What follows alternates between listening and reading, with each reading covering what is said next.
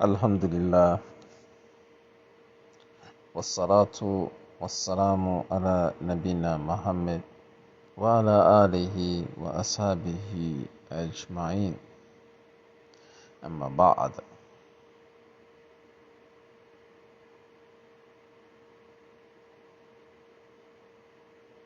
I'd like to speak about what are some of the flaws and mistakes in teaching Arabic, or some of the flaws and approaches in teaching Arabic language to non-Arabic speakers. And this particular clip will be uploaded for my YouTube page. So I ask those who are following to please subscribe to my YouTube page and please to click like and share the video. One of the main flaws we can find in non-Arabic speaking countries and approaches in teaching language or a foreign language or a second language is that they teach the second language, and for example in the United States they teach the second language in the English language. And this is one of the flaws and approaches of teaching a second language or a foreign language. And likewise, many places or platforms we have here that are teaching the Arabic language, including myself, is that when they teach, they're going back and forth in the English language. They're going back and forth in the English language. And I give you some examples of how do you teach Arabic as a second language or as a foreign language to a non-native speaker of the Arabic language. You teach them Arabic in Arabic. This is one of the quickest way for the student to grasp a language. Some might say, or some Muslim might say, who has good intentions, but how do they get through the beginner steps if they don't know what things mean in their mother tongue? And this is not the correct approach of teaching Arabic or a second language. And this is some of the flaws that we could find in American institutions that teach foreign languages in public school or in college setting, is that they're teaching the foreign language in the English language. And this itself makes the student handicapped, that he's always depending on the meaning of things in the English language. So basically, he still is using translation or being translated. He still is using a translation. If the teacher is explaining things in the English language, what does foreign language mean, and it's being spoken to him in the English language, and you refer back to it, then this is that particular student not becoming independent and understanding and using that foreign language or that second language. Rather yet, he's depending on the interpretation of the teacher, which is in his mother tongue English language. And this makes the student handicapped. Someone say, okay, what about the beginner lessons on the beginning level, the alphabets and things like this? And I will say, because I have studied Arabic in an Arabic speaking country, in the environment, that when I was taught Arabic in these settings, the teacher never uses the English language. First reason, this is not the correct way to teach a second language. Next reason, when I can remember when I was studying Arabic in a country that's an Arabic speaking country, in the setting for learning languages, that most of the students were not English speakers.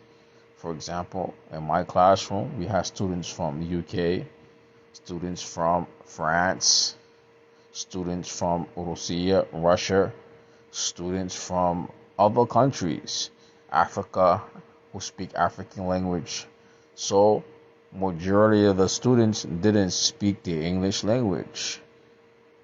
So the approaches of teaching Arabic is in the Arabic language. Next, a pious Muslim who has good thoughts might say, but here in America, we all speak English.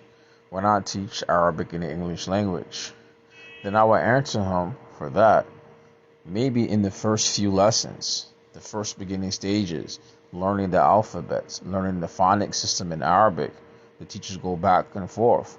But what I see today that is happening, for example, I could find people teaching Medina Arabic book or Medina Arabic series in the second lesson, or I'm sorry, in the second book or in the third book, or I could see people teaching Muhammad ibn Saud curriculum, especially here online, on Facebook, on YouTube.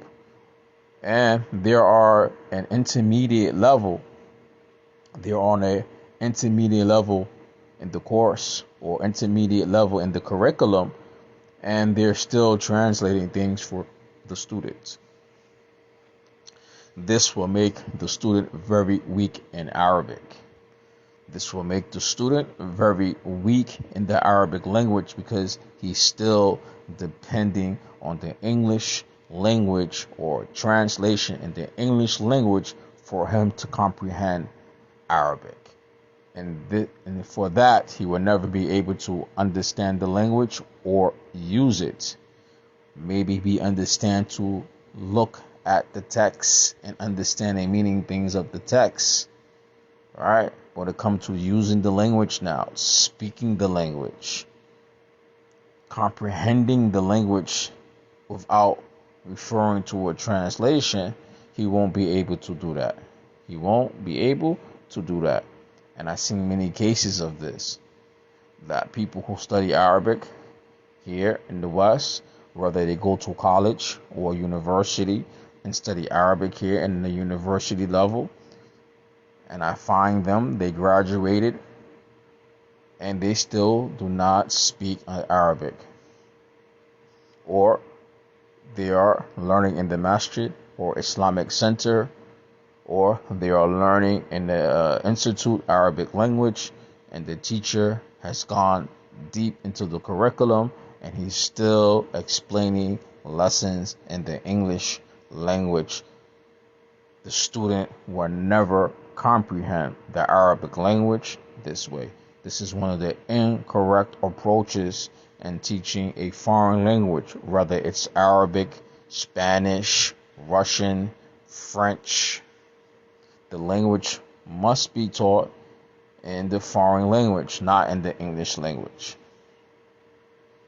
And this is why you have many people who went to learn Arabic, who travel to learn Arabic in the Arabic speaking environment, and while they're able to grasp the language quicker, one of the main reasons why they're being taught Arabic in the Arabic language, and second reason why they are immersed in the environment. They are immersed in the environment where the people are speaking Arabic language. Somebody might say, well, see, we're not immersed in the environment in America.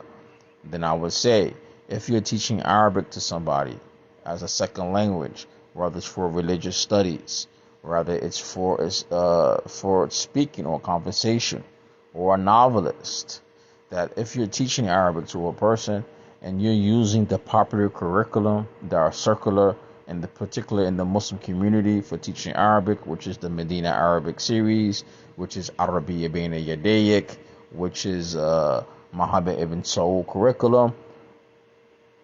Those curriculum were designed to teach Arabic in Arabic. Those curriculums were all designed to teach Arabic in Arabic. All these curriculum were designed to teach Arabic in Arabic, especially Arabiya Baina Yadayik, especially Muhammad ibn Saud, especially Medina Arabic course. These curriculum were designed to teach Arabic in Arabic. And if you look for people who are teaching the Arabic language within the English language, and they are deep into the curriculum, maybe the second or third book, or the fourth level, the third level, or the fourth level, and they're still explaining what these things mean in English, going back and forth, know for sure the student will never grasp the Arabic language. He will never grasp the Arabic language this way. My advice, if the student is weak, is to teach them a simple book, explain Arabic grammar and the English language. This should be an introduction for a student before he gets into now a curriculum that's going to teach the Arabic language. For example, Al-Arabiya Bayna Yadayk or Muhammad ibn Saud, these particular curriculums that a person is going to teach them. Maybe he should give an introduction to his students on Arabic grammar and the book that explains Arabic grammar and the English language, and let that be his introduction into the Arabic language, into Arabic grammar, to some vocabulary. So when you go to and give him instruction in these curriculums like Al-Arabiya Bayna Yadayk or Muhammad ibn Saud, that the student be able to go to Al-Mustawa Al-Awwal, be able to go to the first levels of the book, and it's being explained to him in the Arabic language, and he's reading and he's interacting in the book. This is very important.